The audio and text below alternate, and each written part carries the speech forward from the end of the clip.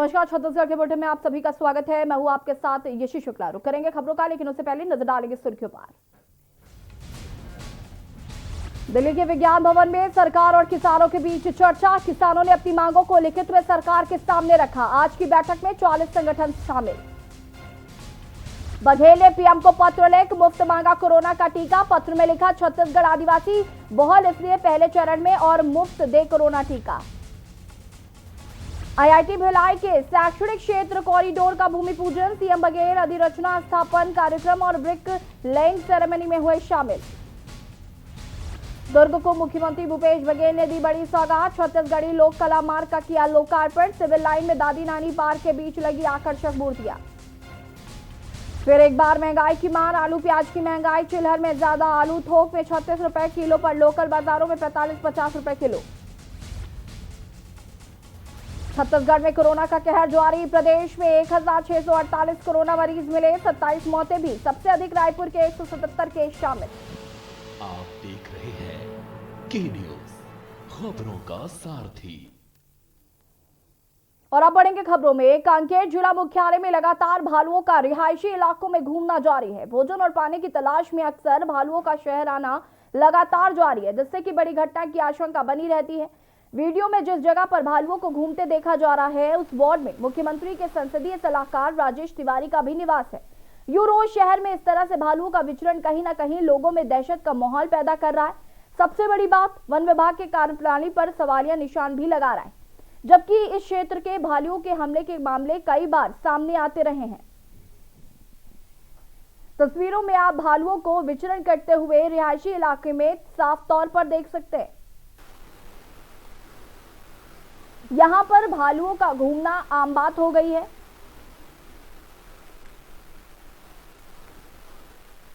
और आपको बता दें कि भालू से पहले कई बार लोगों पर हमला भी कर चुके हैं और ऐसी खबरें कई बार सामने आ चुकी हैं। ऐसे में वन विभाग की यहां पर बड़ी लापरवाही सामने आई।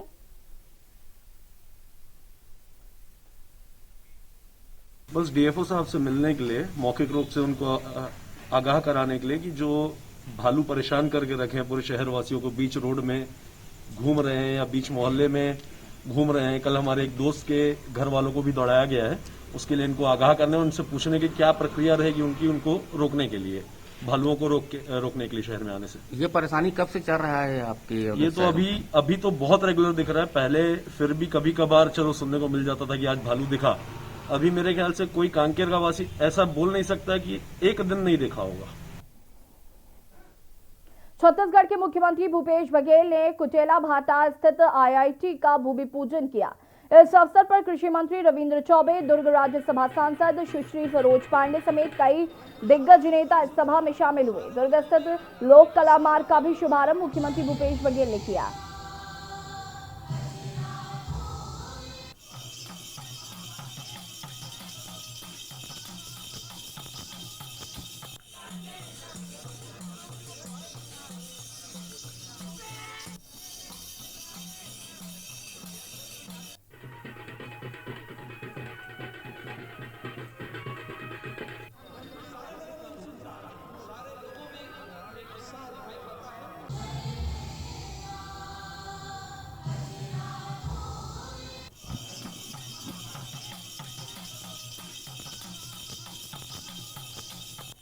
खबर कबीरधाम के मोतीनाला थाना अंतर्गत ग्राम गौरवमर से है, जहां पर 13 साल की एक बच्ची को ईसाई मिशनरी द्वारा काम सीखने व पढ़ाई के लिए अपने साथ ले जाकर अपहरण करने का मामला सामने आया है। जिसके बाद परेशान परिजनों ने मोतीनाला थाने में मामले की सूचना दी तो पुलिस ने कहा कि कवर्धा थाने में इसकी शिकायत करवाएं। जिसके बाद परिजनों ने कवर्धा थाने में मामले की शिकायत दर्ज करवाई। जब फिर से प्रबंधन के सिस्टर और फादर से फोन पर बात की गई तो गोलमोल जवाब दिया गया, जिससे परिजनों को बच्चे के साथ किसी प्रकार की अनहोनी का आशंका होने लगी। ऐसे में उन्होंने मामले की जल्द जांच कर बच्ची को सकुशल वापसी लाने की गुहार लगाई है।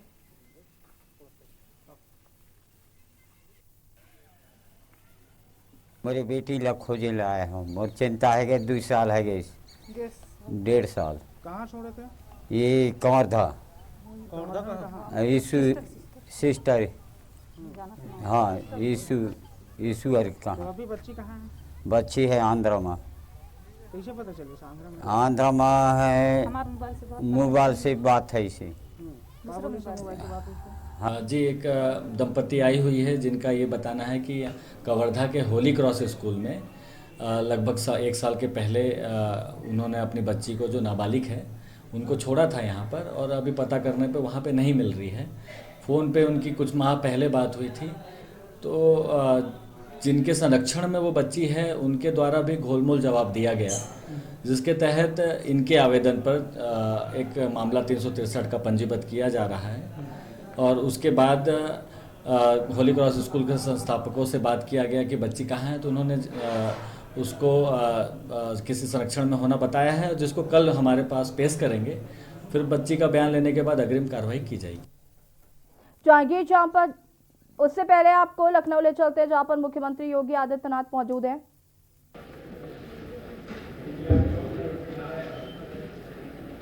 आज के इस सम्मेलन के संयोजक और आयोजक माननीय सांसद श्री कौशल किशोर जी, उत्तर प्रदेश शासन में मेरे सहयोगी मंत्री डॉक्टर महेंद्र सिंह जी, मनकामेश्वर मंदिर के महंत विद्यागिरी जी, माननीय सांसद बाराबंकी सुपेंद्र रावत जी, माननीय विधायक श्रीमती जयदेव जी, अनुसूचित जाति जनजाति विद्युत विकास निगम के अध्यक्ष श्री लालजी प्रसाद गरमल जी, आज के इस कार्यक्रम में उपस्थित लखनऊ के विभिन्न संगठनों से जुड़े हुए सभी पदाधिकारीगण और उपस्थित भाइयों बहनों,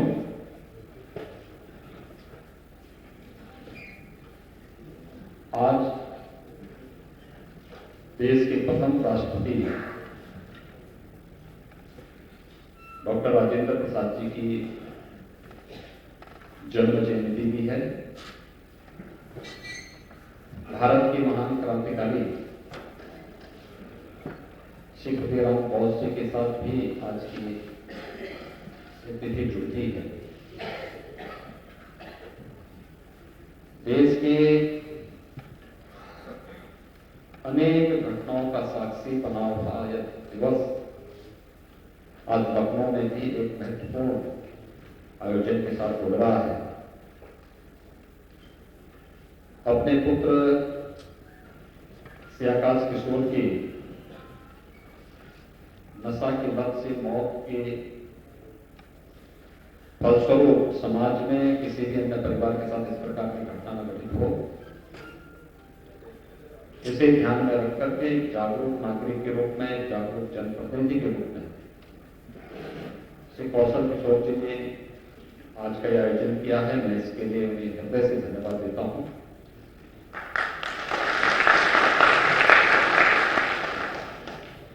हम सब इस बात को जानते हैं कि भारत के अंदर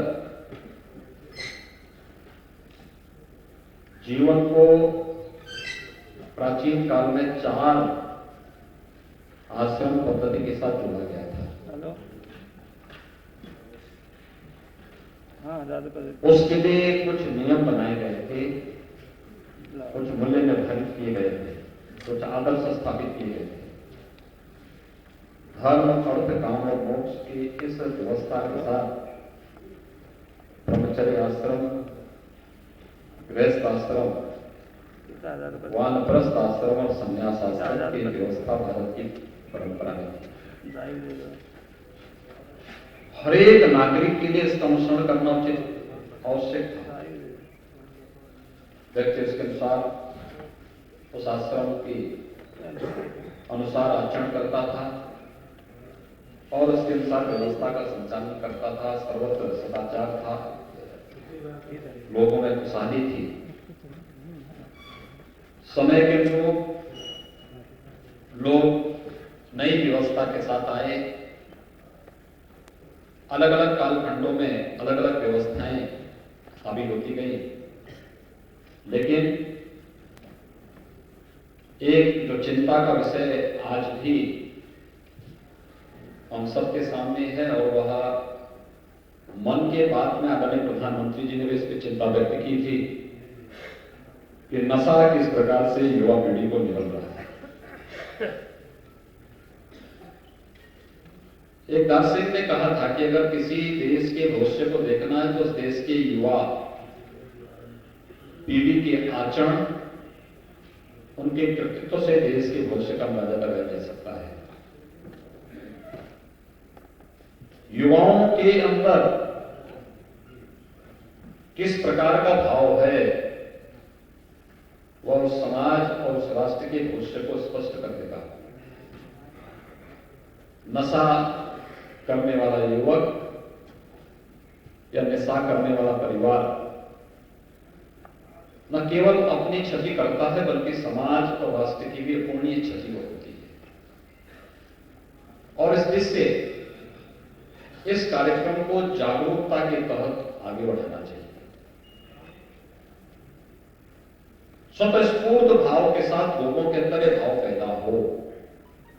हमें इसके साथ समाज के हर जागरूक नागरिक का दायित्व बनता है कि इसके साथ जुड़े और इस कार्यक्रम को सफल बनाने में अपना योगदान दें, क्योंकि जब तक लोगों के मन में भाव पैदा न हो, और इसकी शुरुआत हर एक व्यक्ति को अपने स्तर पर करनी पड़ेगी।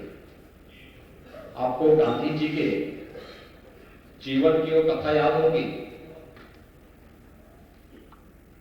एक महिला परेशान थी अपने बच्चे से। बच्चा मीठा बहुत खाता था और वो परेशान थी इस बात को लेकर के कि मैं ये बच्चे की आदत से परेशान हूं। तो गांधी जी के पास गए। उन्होंने गांधी जी से कहा कि आखिर मैं अपने बच्चे की इस आदत को कैसे रोकूं, और आप मेरे बच्चे को उपदेश दे दें कि वह इस प्रकार का आचरण न करे, ज्यादा मीठा न खाए। तो गांधी जी ने कहा कि भाई ठीक, इसके लिए तुम कुछ दिनों के बाद का समय दिया, उस दिन आना। कुछ दिनों के बाद वो महिला गई तो बच्चे को लेकर के गांधी जी ने उससे कहा कि भाई तुम मीठा खाना बंद कर दो, नुकसान कर देगा, ज्यादा खाओगे तो ज्यादा नुकसान करेगा। तो उस महिला ने गांधी जी से पूछा कि आखिर कितना ही बोलना था, तो पहले दिन भी बोल सकते थे। तो गांधी जी ने कहा कि जिस दिन आप पहले दिन आए थे उस दिन मैं भी मीठा खाता था।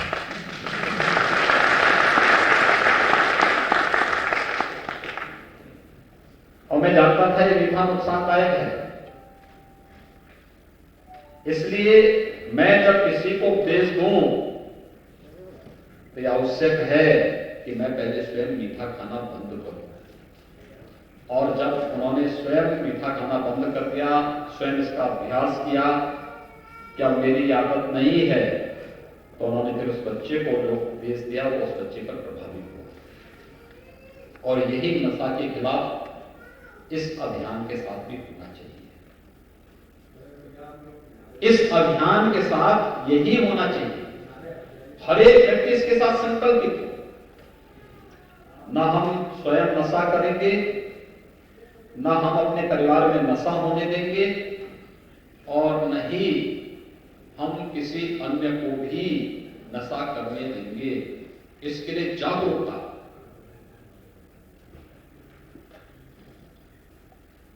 बहुत सारे स्थानों पर जहां नशे के आदि एक पीढ़ी बनी है, पीढ़ी की पीढ़ी समाप्त हो गई। और यही स्थिति स्वर्गीय आकाश किशोर के साथ हुआ।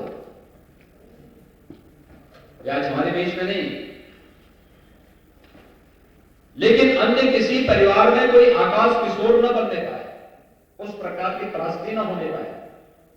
इसके लिए आवश्यक है हम जागरूकता के कार्यक्रम को आगे बढ़ाएं, और ये स्वतःस्फूर्त भाव के साथ होना चाहिए। मंडली बना करके हर मोहल्ले में, हर वार्ड में, हर गांव में याद रखना, कोई भी आंदोलन जब हिंसक रूप लेता है तो आंदोलन अपना वजूद खो देता है।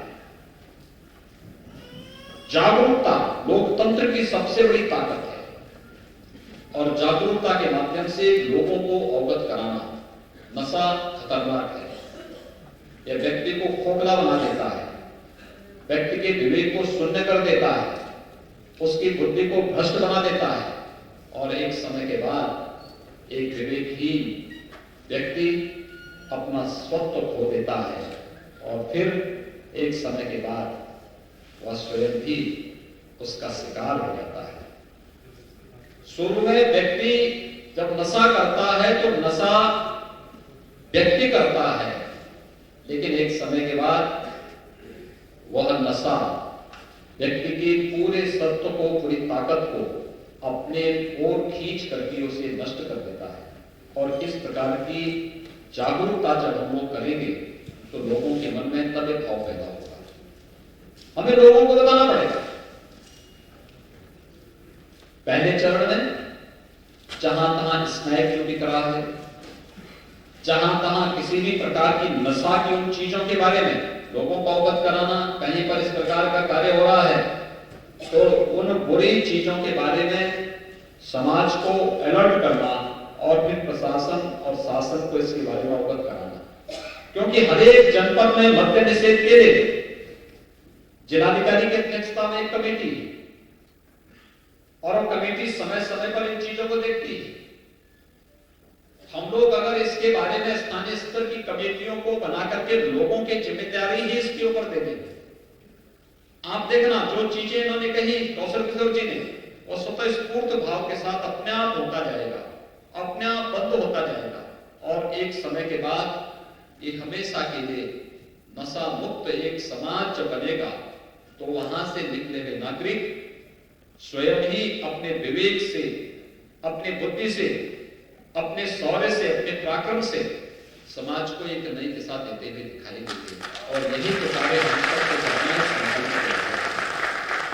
यही अभियान चलाना है और इसी अभियान को आगे बढ़ाने के लिए आज हम सब यहाँ पर आए हैं। प्रदेश के अंदर एक जनपद में नशा मुक्ति केंद्र स्थापित करने के लिए शासन ने पहले से ही कहा है।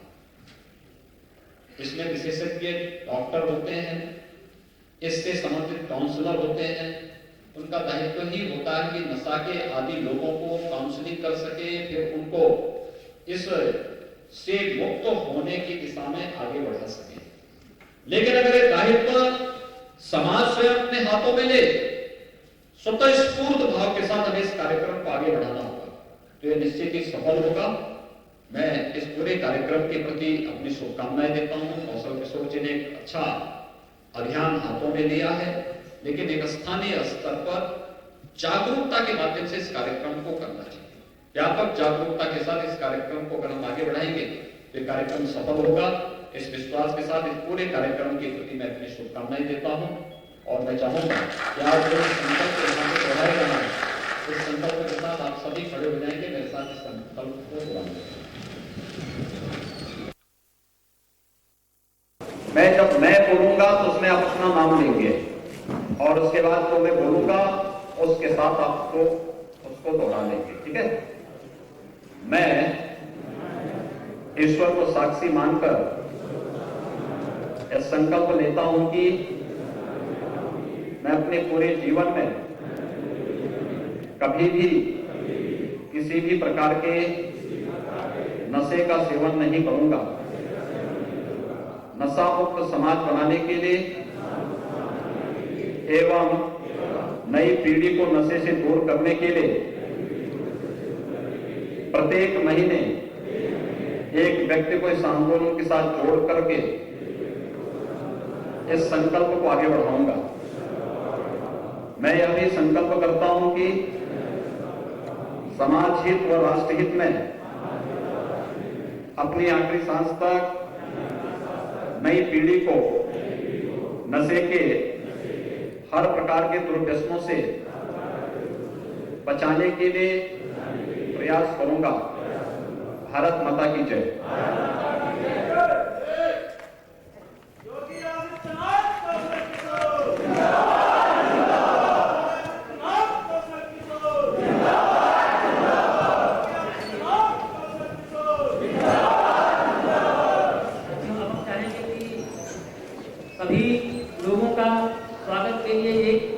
प्रतीकात्मक तौर पर जिनका हम नाम लेंगे, आप आते जाइए। विकास किशोर जी, प्रभात किशोर जी, अमरेंद्र कुमार जी, शुभम रावत, अनुज सिंह जी, सौरभ।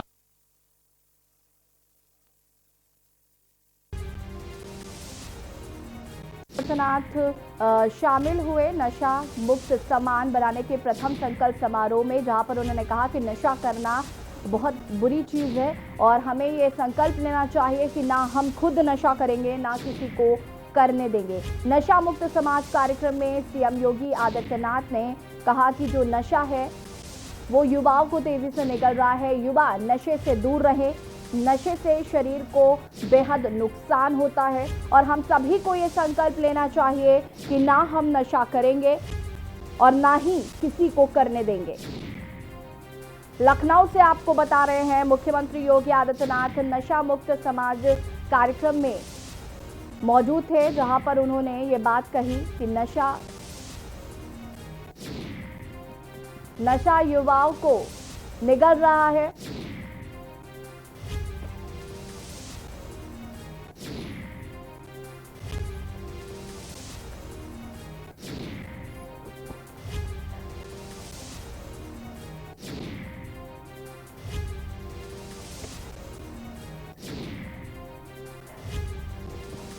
नशे से ना हम खुश रह पाएंगे और ना ही हमारा परिवार।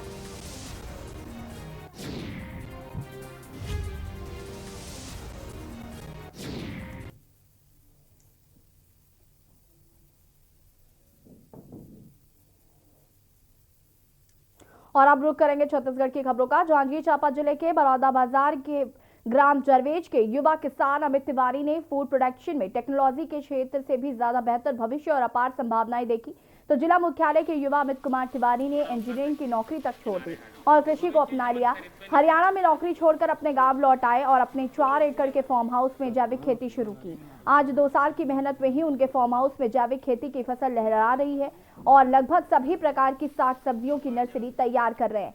अमित कुमार बताते हैं कि जीरो बजट नेचुरल फार्मिंग के आविष्कारक महाराष्ट्र के सुभाष पालेकर उनके प्रेरणा स्रोत हैं, जिससे उन्हें जैविक खेती में काफी मदद मिली। उसने झांसी और नागपुर में जाकर जैविक खेती का प्रशिक्षण भी लिया और फिर पूरी प्लानिंग के साथ खेती शुरू की। रबी फसल के लिए अभी बैगन, टमाटर, मिर्चे, फूल गोभी, पत्ता गोभी, प्याज की नर्सरी तैयार की है। फसल में चना, गेहूं, सरसों लगा है।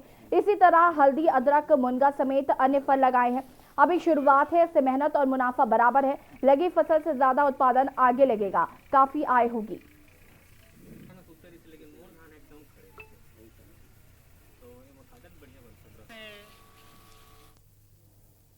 छत्तीसगढ़ के बुलेटिन में फिलहाल इतना ही। देखते रहिए के न्यूज़ इंडिया। नमस्कार।